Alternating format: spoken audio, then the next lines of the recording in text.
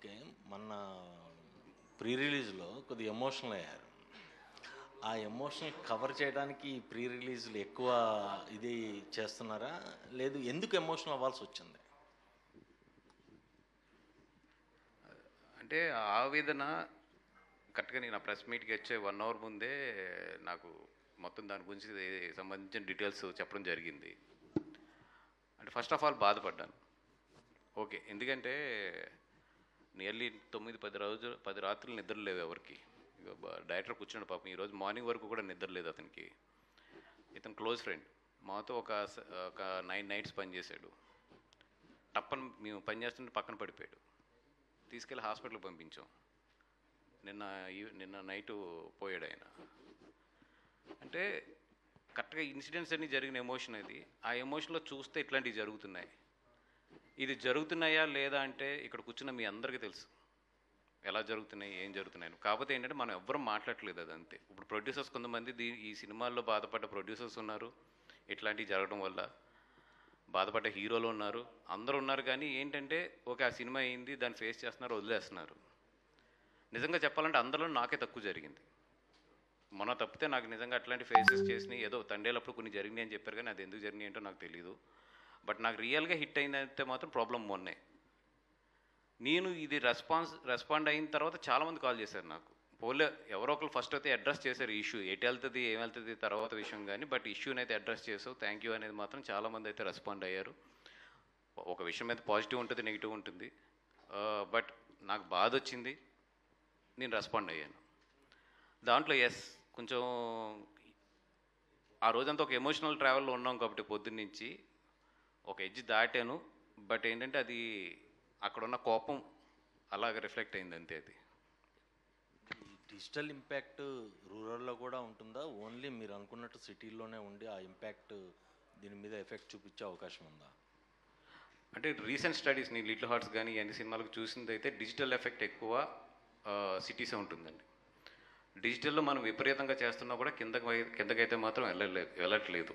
కింద ఏంటంటే డిజిటల్లో చూస్తున్నా కూడా they will wait for the either piracy or they will wait for the OTT. ఇప్పుడున్న ప్రజెంట్ ట్రెండ్లో స్టిల్ ఏదైతే మన పాత పబ్లిసిటీ విధానాలు కానీ పాత ఒక సాంప్రదాయ పబ్లిసిటీ ఏదైతే ఉంటుందో అది మాత్రం స్టిల్ ఎగ్జిస్టింగ్.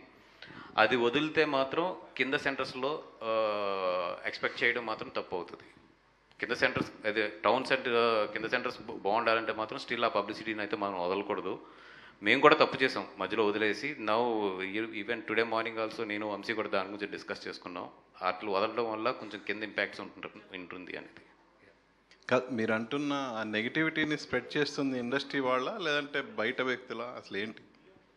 అంటే నాకున్న నాలెడ్జ్ ప్రకారం, అంటే నేను ఈ 3 డేస్లో చాలామందితో మాట్లాడి చాలామందితో ఇంటరాక్ట్ అయిన తర్వాత నాకు అర్థమైంది ఏంటంటే there are few guys even they are approaching the producers. ఇట్లాంటి కాంపిటీషన్స్ ఉన్నప్పుడు ఇట్లా చేద్దాం అట్లా చేద్దాం అని కొంతమంది ప్రొడ్యూసర్స్ తిడుతున్నారు.